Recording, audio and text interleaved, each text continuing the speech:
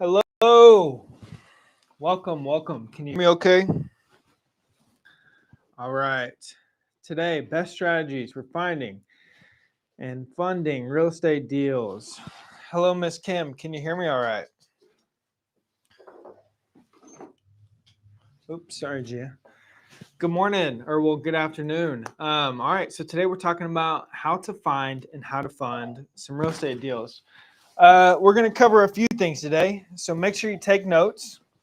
Hello, TikTok, Instagram, YouTube, Facebook, LinkedIn. We need to get Twitter going. Twitter Spaces is now going. Where's everybody tuning in from? We got any returning visitors here? Returning viewers? Type in the chat. Miss Kim says she's tuning in from Corbis. Where's Instagram at? Cape Cod. All right. Very cool. Michigan. Cool. All right. Welcome, everybody. So today we're going to be talking about finding and funding deals. All right. So y'all know all the ways to find deals, right? What are some ways that you can find deals? Finding deals.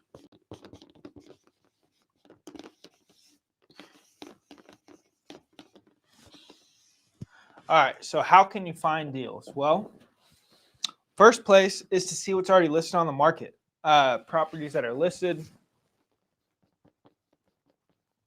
Oh, this marker is giving me chills again. All right, so the first place to look is for deals that are already listed on the market. A seller has already expressed they want to sell this house. They've agreed to sell this house. They've listed it with an agent, whether it is single family home, residential multifamily, 2 to 4 units, or commercial deals, multifamily, industrial, office, retail, land, whatever it might be. If it's listed, it means that, can y'all see this? No, that doesn't work. It means that it's already listed for the market and the seller's already agreed to sell the property. So just because the seller has it listed at a certain price, it doesn't mean that this is the price that they're going to sell at. Matter of fact, there's a lot of sellers right now that have their properties listed at the incorrect price. We're looking at some deals. Saw one. These are commercial multifamily deals, apartment complexes. There's one two in Killeen, Texas. I think it's how you spell it. 2 in Killeen, Texas, and one of them is a 60-unit apartment complex, and they want to sell it at around a 4.5 cap. There is another one in Killeen, commercial multifamily. This one's 60 units. This one is 95 units. Went and walked these on Friday. They want to sell this at a 2.5 cap. I saw one listed in Austin earlier. I think this is like 30-something units. 30 units, 7 million. That is a 4.5 cap. These are way overpriced. Do you think anybody's going to buy these deals right now? This first one in Killeen, first of all, that's just extremely low in general, even though the cap rate, so it's a high price based on the income it's bringing in. And even though these are really, really nice in Killeen,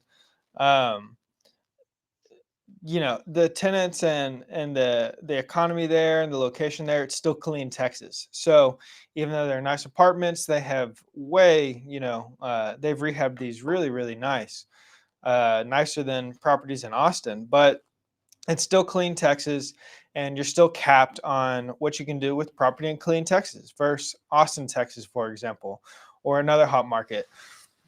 And so they want to sell it at a 4.5 cap based on future financials, so not based on current financials. They have to renovate 14 more units. that have been vacant for 3 years. 14 units have been vacant for 3 years out of the 60 units. And they're down to the studs. They still have some plumbing to do. They still got a ton of work that they have to do to these units. They estimate around 24 grand per unit that they have to put into them to get them fixed up and then leased out. And so they want us to buy it based on that value right there. They want to enter into an option contract where we put up some money so that they can go finish the 14 units. And then during this period, we would go secure financing after they're stabilized and rent it out and leased out, and these units are completed. But they want to do it at that value at a 4.5 cap. Ain't gonna happen. There's another. It's 3 properties, total of 95 units, I think it was, 97, 95, something like that. And these properties are not in great shape. And they want us to buy, based on current financials, selling at like 5.4 million, give or take. It's about a 2.5 cap. Ain't gonna happen. There's a 30-something unit in Austin listed for 7 million. Puts it at about 4.5 cap. Ain't gonna happen. Why is it not gonna happen? TikTok, Instagram. Can you guys tell me why? Kat, can you tell me why it ain't gonna happen? Gia, do you know? The reason is because whoever buys this, if they're getting debt on it, they're gonna lose money. So just because, my point in going through all this was, just because it's listed at a certain price doesn't mean that that's the actual price that they're going to sell at. But it is a good place to start because they're listed for sale. They've already agreed to sell. They want to sell. They have a desire to sell.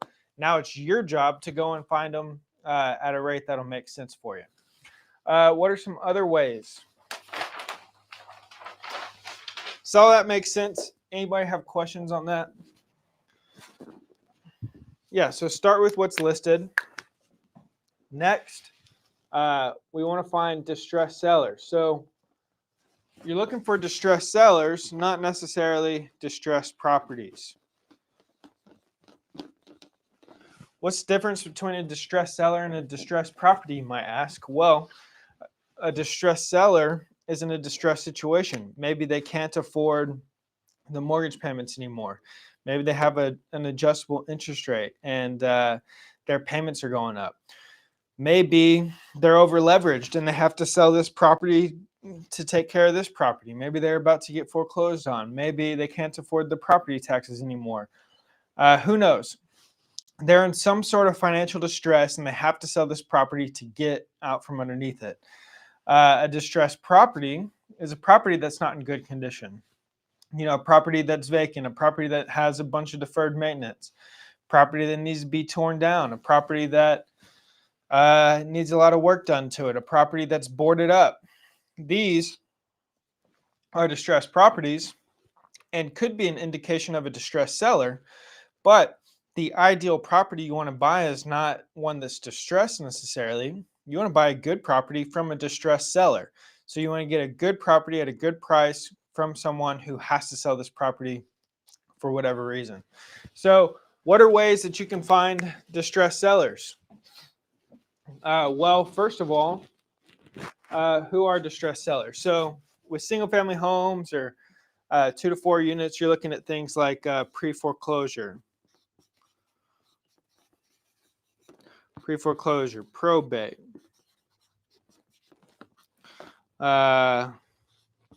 eviction. So landlords who are managing their own properties and they're filing evictions. Pre-foreclosure, probate, vacant, high equity potentially.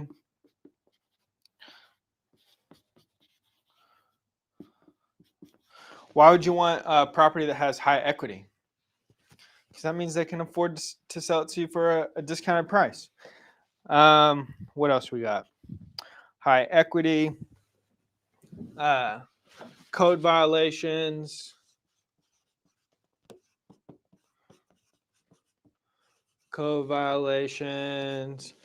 pre-foreclosure, probate, eviction, vacant, high equity, code violation, out, out of state owner. So they don't live at the property. They live out of state. Potentially, they could want to sell it.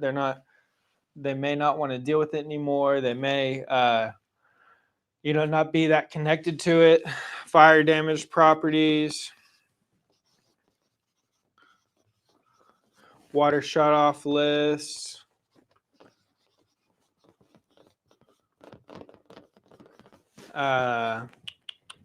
Properties that you find driving $4, little abbreviation.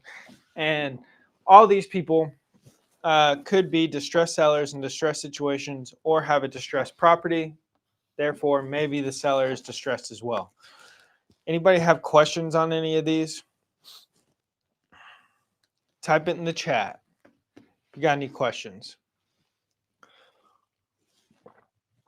All right, so what are some other examples? Distressed sellers continued.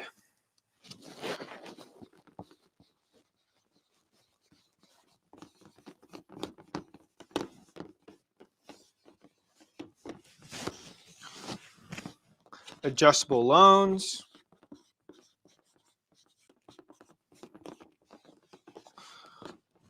Hard money loans.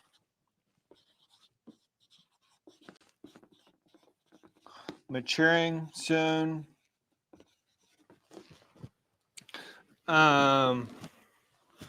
Maturity dates on other loans.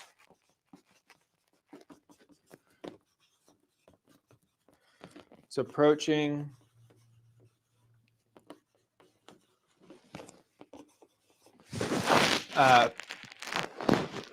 People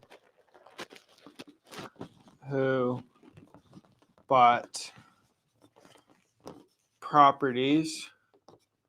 We need to get another one of these markers. Then 2 years with adjustable debt.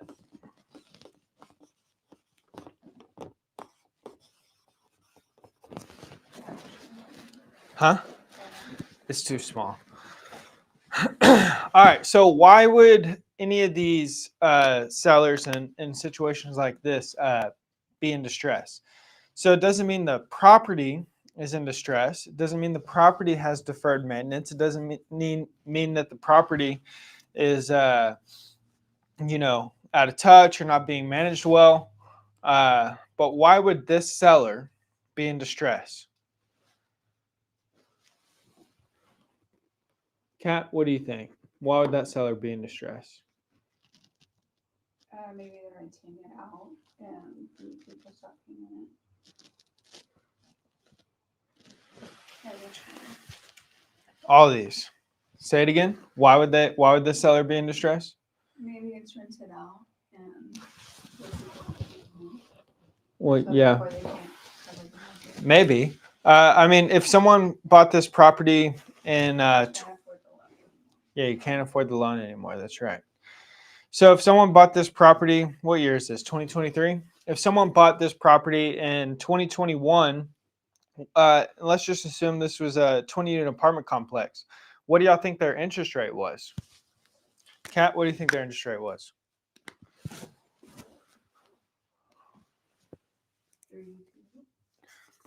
3 to 4%, maybe? 3 to 4% interest rate. All right, they bought it in early 2021, interest rate of 3 to 4%. That's super cheap debt.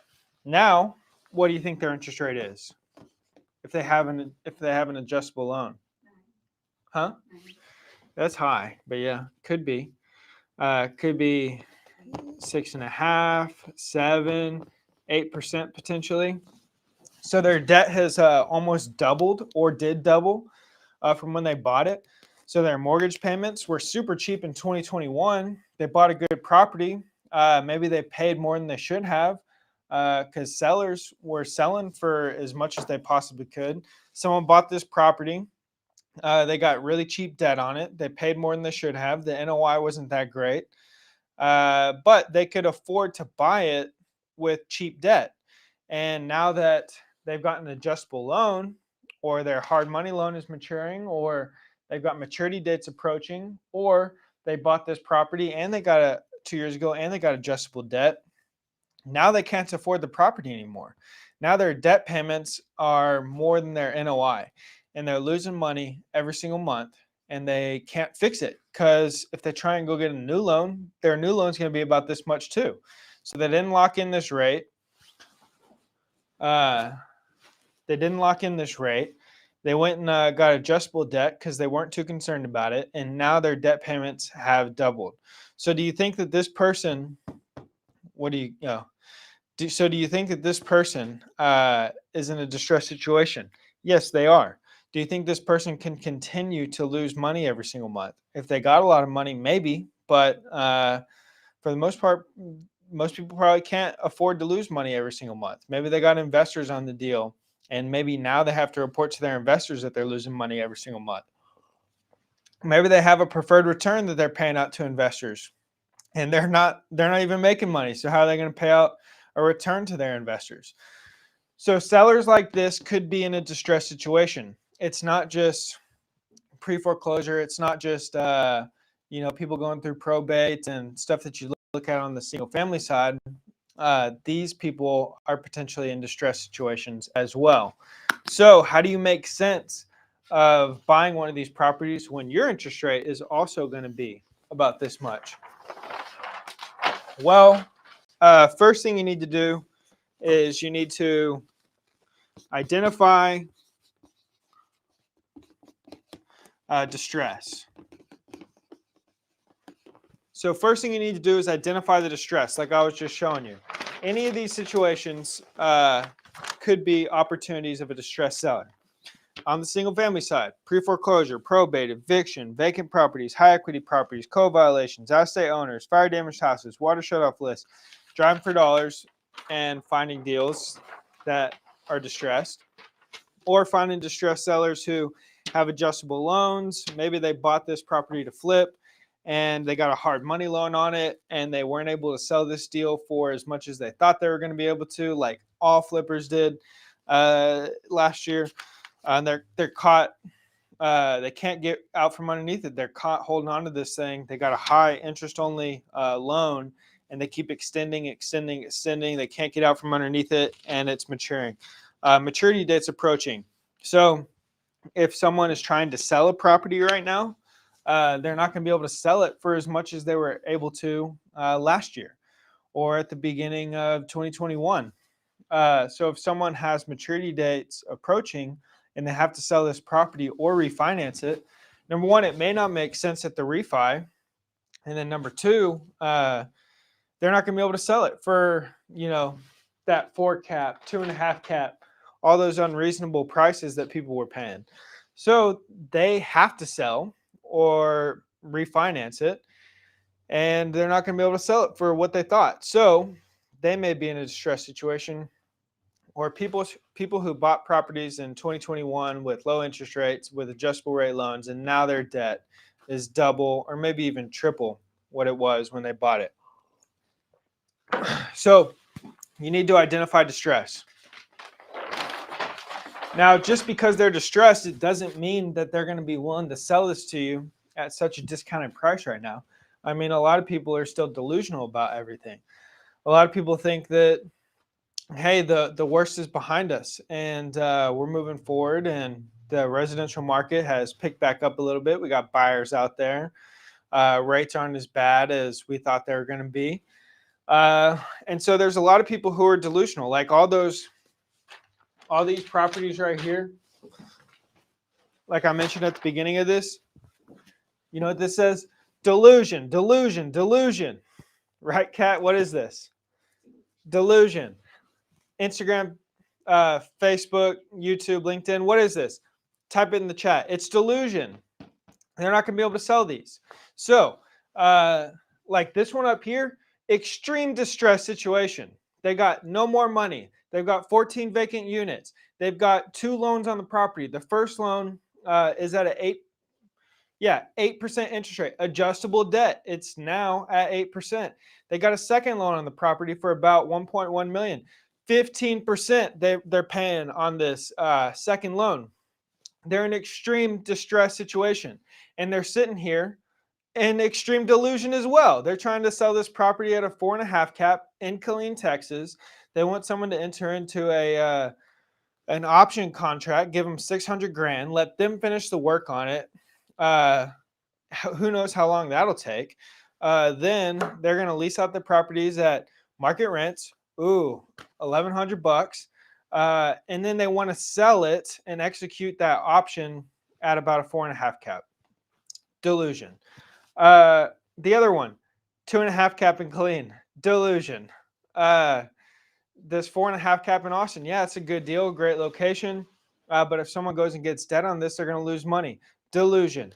You know, these, you just need to find the distress. You need to work the distress, but understand that the people in distress, they may not be that motivated yet to pull the trigger on a good price for you or to sell the property at a price that they have to. So you're going to have to work these deals, build relationships with these deals. Like these 2 Killeen properties, I knew going in before we drove down to Killeen that these were not deals. The moment that I saw them, I knew that this was delusion and delusion, but I went there to build a relationship. I went there to lay my eyes on them, check them out, let the broker know that we are serious, let the sellers know we are serious. We're closers. We can get this deal done, but it's going to be impossible to do the deal like this. It's not even about if I want to or not. It's about if a bank's going to lend us money on it, and they won't. So you got to identify the distress and start working the distress. And you want to be the person that the distressed sellers call when they are ready to pull the trigger, because they're not going to be in delusion for forever. They're in this early part of delusion. This first one, the broker said, what, he listed it 5 days before we went and viewed it. He's like, we haven't even gotten this in front of a lot of people yet. We got options. Everybody thinks they've got options. So they're not at the point yet where they're ready to part ways from this deal and get it off their plate. I mean, to be honest, for these people to get rid of this deal, they've got to walk away with zero. That's about where it makes sense, is for them to just get out from underneath the debt, give me the property, and we'll take over from there. And that's about where it makes sense. Otherwise, it doesn't really make that much sense. So, I mean, they can keep holding on to it and keep trying to ride it out and keep exploring other options. Maybe they take on a third loan of 18% interest. But these properties, 14 units, have been sitting vacant for 3 years. 3 years they've sat vacant. And they believe that these 14 units are the key to profitability at these apartment complexes. And they might be. But if they've been trying for 3 years to get this done, I'm not too confident that they're going to be able to get it done right now on their own either. So they need some help. They're in distress, but they're also in delusion. Delusion, and there's a lot of delusion out there. So the goal is not to play in the delusion. The goal is to identify distress, build relationships with that distress, and be there when they do. When the fog gets wiped off their eyes and they wake up out of the state of delusion and they're ready to get something done, you want to be the person that they call. So you need to identify the distress. Number 2, establish that you are the solution.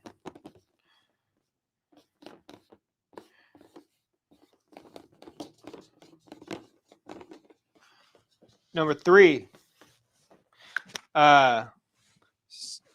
keep working the distress.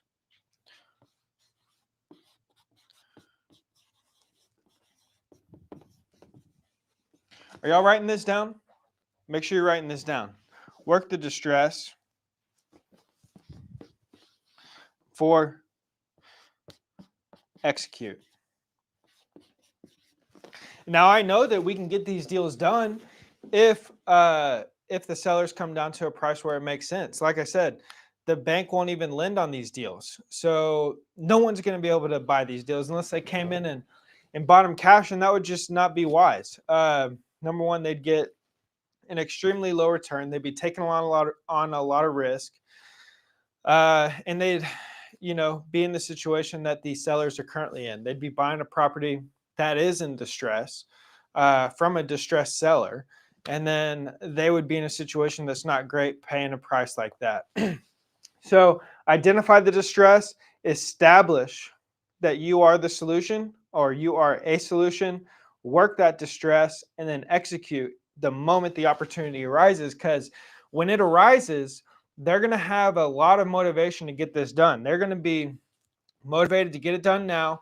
I don't know about you guys, but when I make a decision and I make that decision, I don't think back about it anymore. I make the decision, I move forward, I'm ready to get it over with, I'm ready to stop thinking about it, I'm ready to move on. And these people are going to be doing the same thing. The moment that they make that decision to sell the property at a loss or to sell that property way below what they thought they were going to sell it at, or, you know, all these other, options that they got have left the table, then they're going to have to make a decision. And the moment they make that decision, someone is going to execute on it. Someone is going to be there, provide a solution for them, and get it done. And it needs to be you, because when they make that decision, they're not going to be shopping this around, right? They're going to be ready to be done, move on, get it off the plate, get off their books, move on, and not think about it again. Clarify with the distress. So work the distress, continue to follow up. Someone asked to clarify on what work the distress means. So when I come to you and I've identified the distress and I present, I know you're in a distress situation. I see that you're delusional. I say, hey, I'd love to buy this property at that price. However, a bank won't even loan on it. It won't meet the DSCR requirements. They're going to be concerned about cash flow. The property needs X, Y, and Z done to it. It doesn't provide enough net operating income for them to consider it. And so they won't lend on it. Do you have a lender that will lend on this? Can I speak to them? Maybe they'll lend on the deal for me. I'd love to pay the price that you want me to pay, so long as we can get a loan on it and the bank will get it done. Hey, I talked to your lender. We analyzed it. We ran the numbers, and they said they can't do it. It doesn't bring in enough income. But if we're able to get this at a price where the bank will lend on it, I'm here and I'll get it done. We got the capital. We can get the financing. We got the management. We are the buyers for this property. It's just the bank is holding this back. They won't lend on it. Okay, I'm working the distress. I'm following up with you. I'm following up. I'm saying, hey, let's get this done. Let's see how we can make this work. Let's make it happen. I'm staying in touch with you. I don't just tell you all this stuff and never speak to you again. I need to follow up with you. I need to check in with you. I need to let you know that I'm here and ready to go the moment that you are. And then the moment that you are, I'm going to execute. Does that make sense? So work the distress means to work the deal, follow up with the deal, stay in touch, continue to assert that you are a solution for this seller. Any other questions? All right, so identify the distress, establish that you are the solution, work the distress, and then execute. Because if you're not there to work the distress and they forget about you, or you're not there to execute, someone else is going to come in and they're going to steal this deal. Make sense? And this is the opportunity right now. This is how you can go out there and buy some of these properties from people once they get out of the delusion that they're in. So how can you find some of these properties? Yeah. So how can you find some of these properties? Well, like I said, you want to start looking for some of these situations. Pre-foreclosure, probate, eviction, vacant, code violation, out-of-state owner, fire damage, water shut-off list, driving for dollars, people who got adjustable loans, hard money loans maturing, maturity dates approaching, people who bought properties within the last 2 years with adjustable debt. So one way that you can do this is start asking questions. So identify some properties, ask some questions, ask why the seller wants to sell, learn the story, talk to the broker. These people will tell you everything that you want to know. So you just need to ask the right questions and talk to the right people.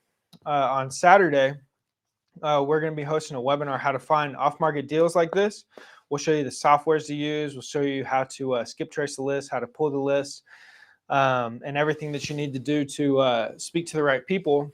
You have to register for the webinar. It's at 11 a.m. Links in the comment, in the comment section. But these are how you find them. You need to ask questions. So the more people you talk to, the more sellers you talk to, the more brokers you speak to, the more deals you look at. Ask if they're in any of these situations. Why do they want to sell at the worst time to sell possible? Nobody wants to sell right now.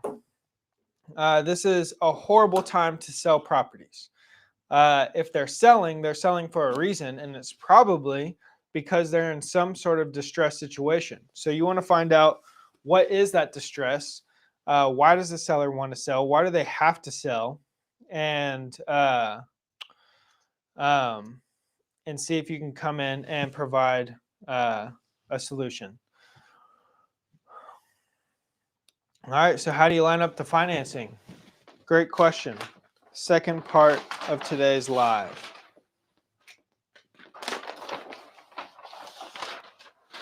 All right, so here's some things that you're going to need and different types of financing for different types of properties. But let's assume that we're talking about income producing properties right now. So one of those apartment complexes. Here's what lenders are going to want to see. They're going to want to see a T12. They're going to want to see a rent roll. These are the current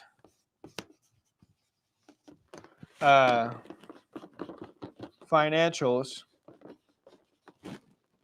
of the property. So these are the current financials of the property. The T12 is the trailing 12 months of the income statement from the operator. So it's going to show all the rental income. It's going to show all the operating expenses, management, taxes, insurance, maintenance, grounds, salaries. Did I say property taxes, maintenance, insurance, management? It's going to show all the operating expenses, and then it's going to show the net operating income. The T12 is the trailing 12 months, so it's financials over the previous 12-month period. So the bank's going to want to see this. They want to see, what is the property currently doing? How are the operators currently operating the property? How profitable is the seller right now? What is the history of this property? Then they're going to want to see a rent roll.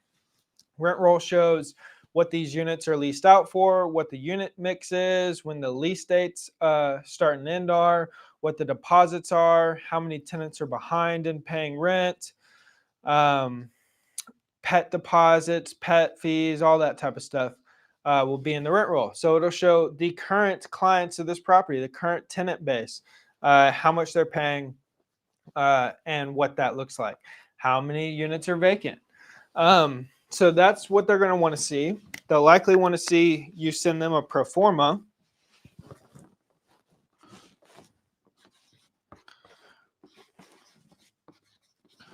Probably a 24-month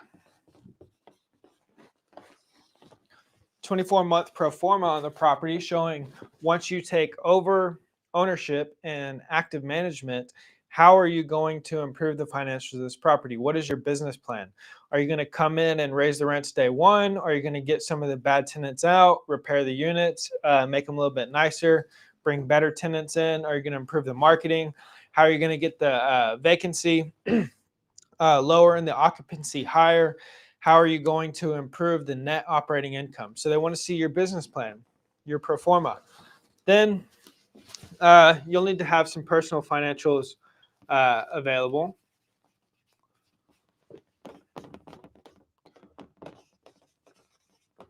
And so you'll take this. They'll want to see your contract. So you'll take this.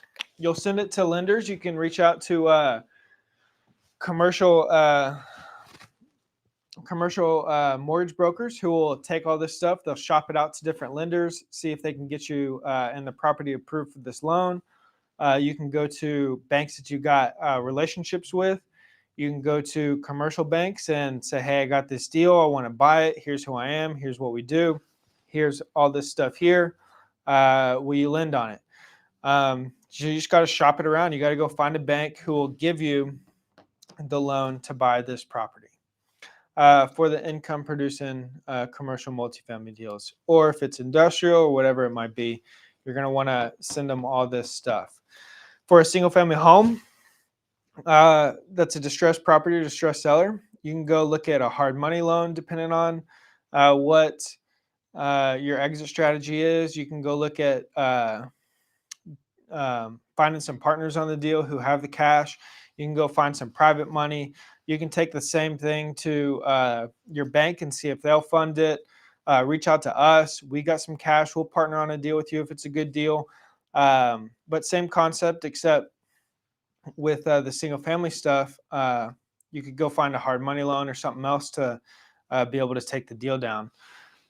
With these apartment complexes, the hard money loans just likely won't make sense in terms of cash flow long term. But if you needed to take it down with it, I'm sure you could, and then refinance out of it later, because it'll eat away all your cash flow at a 9, 10, 11% interest rate. What other questions we got? Yeah, I mean, you could ask if the seller will finance it to you. So, hey, I'll give you a down payment. You be the bank. Let me make payments to you every single month on a agreed upon terms. You could maybe assume seller's existing debt that's in place for single family stuff. You could buy it subject to. So many different creative ways to get the financing and get the deal done. But all you need is the knowledge and the know-how and what questions to ask to be able to structure the deal in the right way to get it done. Again, we're going to cover a lot of this on Saturday at 11 a.m. So make sure you register for the webinar. The link is in the comment section here. And then we're also going to cover a lot of this at the April live entrepreneur real estate workshop. There's going to be over 300 plus real estate entrepreneurs there. All 300 of those people could be partners for your deals. There's going to be lenders there. There's going to be other people there who will help you get deals done. There's going to be people who got the deals and need the capital. There's going to be people who got the capital and need the deals.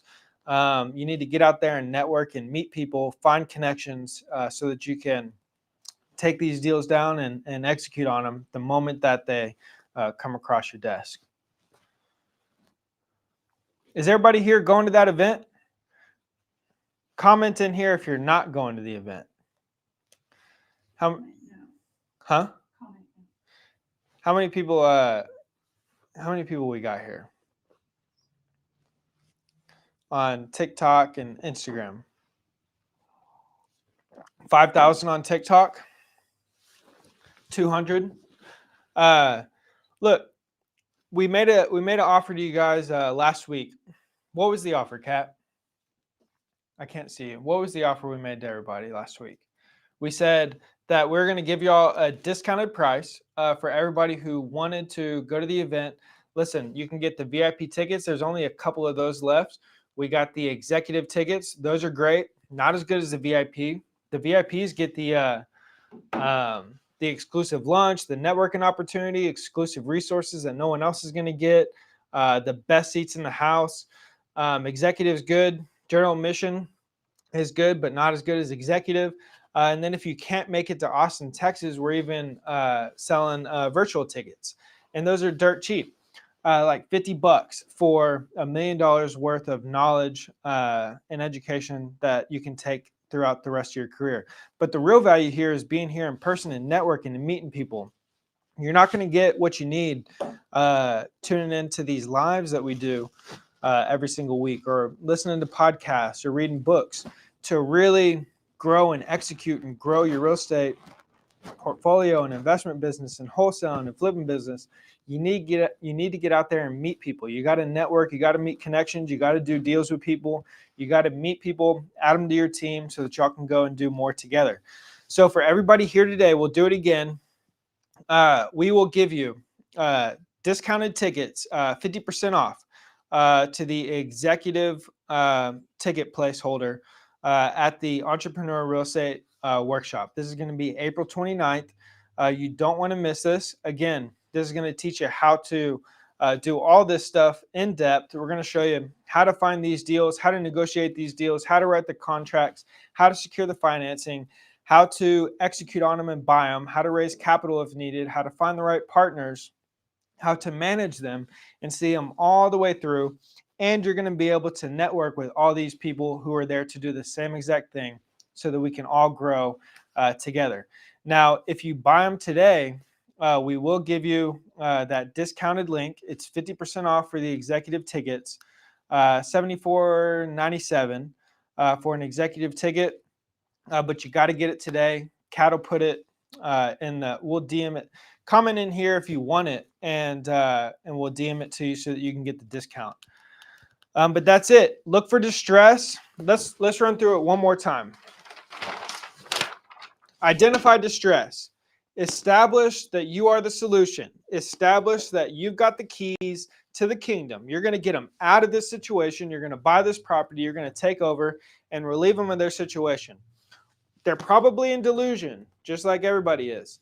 So you need to work that distress and work them through it. Help them see the light. Help them understand how you're going to help them through this.